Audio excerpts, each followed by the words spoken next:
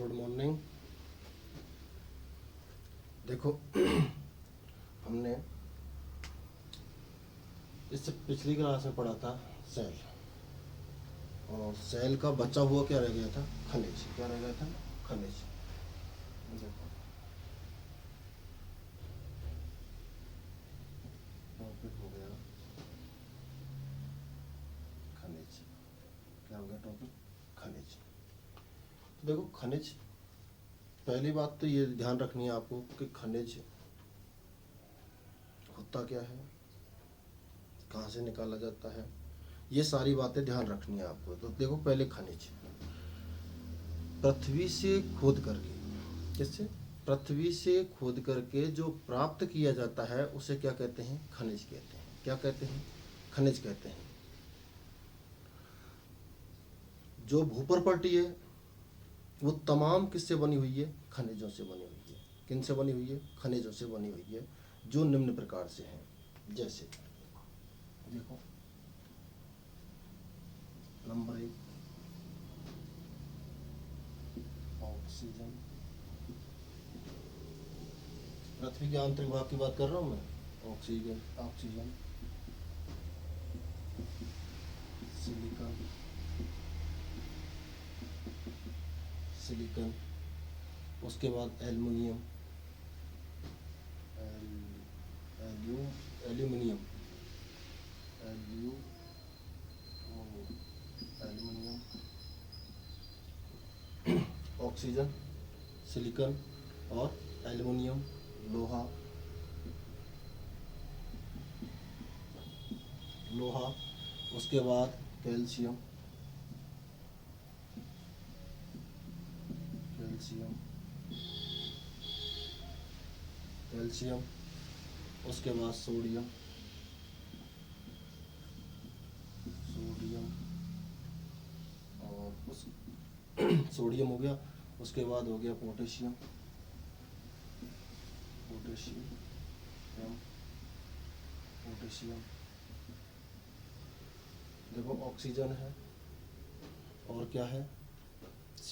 Silicon है, aluminium है, लोहा है, कैल्शियम है, सोडियम है, पोटेशियम है और मैग्नीशियम,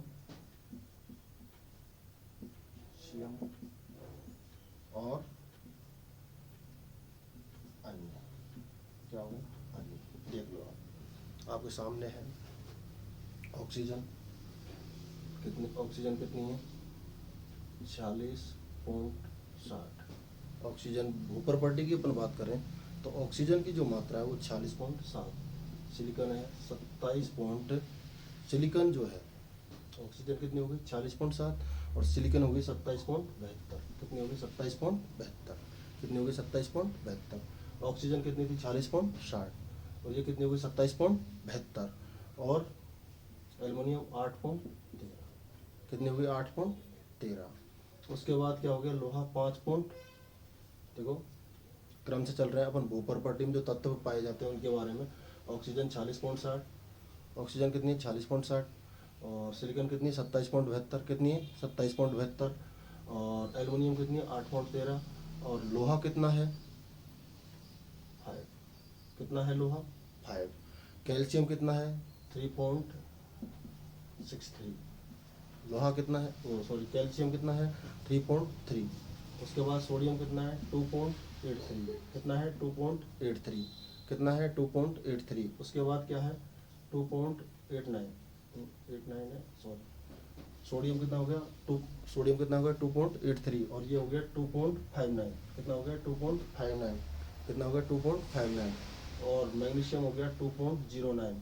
2.09, 2.09, और ये बच गया अन्य 1.41। मतलब कितना होता है टोटल? 100%। कितना होता है? 100%। ये भूप्रपर्टी में क्या पाए जाते हैं? तत्व पाए जाते हैं। भूप्रपर्टी किन से मिलकर बनी है? इन सब से मिलकर बनी है। देख लो आप, ऑक्सीजन जो है 40.60 है, सिलिकॉन जो है 27.72 है, एल्युमिनियम जो है 8.13 है, लोहा जो है 5, कैल्शियम जो है 3.63, सोडियम 2.83, पोटेशियम 2.59 है, और मैग्नीशियम 2.09 है, और अन्य जो खनिज हैं वो 1.41 है। अब देख लो आप, तो तमाम प्रॉपर्टी जब इन खनिजों से मिलके बनी है तो परिभाषा क्या आ जाएगी? भूमि को खोदकर, भूमि को खोदकर जो निकाला जाता है, जो तत्व निकाले जाते हैं, जो तत्व निकाले जाते हैं,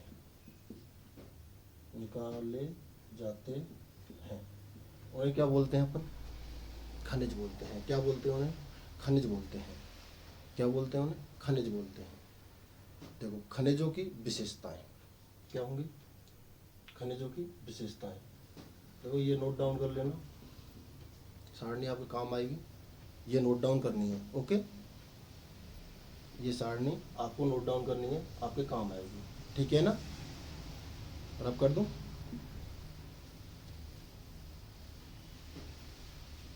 अब बात करते हैं अपन खनिजों की विशेषताएं। तो खनिजों की विशेषताओं में पहले बात करें अपन क्रिस्टल। खनिज कैसे होते हैं? क्रिस्टलीय। कैसे होते हैं? क्रिस्टलीय। कैसे होते हैं? क्रिस्टलीय। तो क्रिस्टलियों की बात करें तो अणुओं की जो स्थिति रहती है, आंतरिक जो व्यवस्था रहती है अणुओं की, वो क्या होती है? अष्टभुजाकार होती है या घनावाकार होती है। तो मतलब ये कैसे होंगे? कठोर होंगे। कैसे होंगे? कठोर होंगे। पहली विशेषता क्या है? क्रिस्टलीय।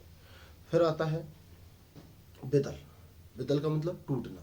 तो कैसा होता है? सापेक्षिक रूप से समतल जो सतह होती है उस पर एक निश्चित रूप में ये क्या होते हैं? टूटते हैं। वो क्या कहलाता है? विदल कहलाता है। क्या कहलाता है? विदल कहलाता है। और अगला जो पॉइंट है वो क्या होता है इनका? विभंजन। क्या होता है? विभंजन। क्या होता है? विभंजन। तो विभंजन की स्थिति में क्या रहता है? देखो आप, विभंजन की स्थिति में क्या रहता है? कहने का मतलब विभंजन हो रहा है कैसे? ये भी टूटने से ही, टूटने को ही लेकर है। किसको है? टूटने को ही। इसमें क्या होता है? अणुओं की जो आंतरिक व्यवस्था रहती है वो इतनी क्या होती है? सटीक होती है। और उनका क्या होना जरूरी है? विघटन होना जरूरी है। तो वो क्या होता है? एक होती है चमक। अब जैसे अपन कोई भी खनिज को देखें, अपन किसी भी खनिज को अपन क्या करें? देखें तो खनिज जैसे मान के चलो मैंने ले लिया लोहा, तो लोहा की आप चमक को देख करके पहचान लोगे। सोना, सोने की चमक को देखकर पहचान, तो चमक के आधार पर भी क्या है? उनको पहचाना जाता है। भाई उसकी जो लोहे की चमक रहेगी कम रहेगी, सोने की थोड़ी ज़्यादा रहती है, पीतल की थोड़ी सोने से कम रहती है, चांदी की एकदम वाइट चमक रहती है। तो इस तरह से, या आप रंग ले लो, रंग से देख लो आप। रंग कैसे? चांदी का कैसा होता है? वाइट होता है, एकदम होता है। सोने का और पीतल का थोड़ा सा एक जैसा होता है, लेकिन कहीं सोने वाले पे चमक अच्छी होती है, ठीक है। इसके अलावा क्या रहती है? पारदर्शिता। खनिजों देखो, पारदर्शिता का मतलब होता है जो आर पार दिखे। कुछ खनिज ऐसे होते हैं जो क्या देखते हैं? आर पार दिखते हैं। ये सारी चीज़ें क्या हैं? इसकी विशेषता है। सारी चीज़ें क्या हैं? इसकी विशेषता है कि भाई हम खनिज को कैसे पहचानेंगे। एक खनिज क्या है? एक क्रिस्टलीय होना चाहिए, उसके रंग से पता लगा सकते हैं हम उसके रंग के अलावा किससे? चमक से पता लगा सकते हैं, उनकी धारियों से पता लगाते हैं, पारदर्शिता से पता लगता है, उसकी संरचना कैसी है, उसकी बनावट कैसी है, उससे पता लगा सकते हैं। और इसके अलावा क्या है? कठोर है या नहीं है, उनसे भी, या उसका भार होता है, वेट होता है, उससे भी हम किसको पता लगा सकते हैं? खनिज का पता लगा सकते हैं कि भाई ये खनिज कौन सा खनिज है। आगे हम पढ़ेंगे इसके खनिजों का वर्गीकरण। किसका? खनिज का वर्गीकरण। देखो वर्गीकरण, एक होता है धात्विक, धात्विक खनिज। क्या होता है? धात्विक खनिज। दूसरा होता है अधात्विक खनिज, अधात्विक खनिज, ठीक है। तो धात्विक खनिज में क्या होता है? जिनमें धातु के अंश पाए जाते हैं। जिनमें क्या पाए जाते हैं? धातु के अंश पाए जाते हैं, उन्हें क्या कहते हैं? धात्विक खनिज कहते हैं। जिनमें धातु के अंश पाए जाते हैं उन्हें क्या कहते हैं? धात्विक खनिज कहते हैं। जिनमें धातु के अंश नहीं पाए जाते हैं उन्हें क्या कहते हैं? अधात्विक खनिज कहते हैं।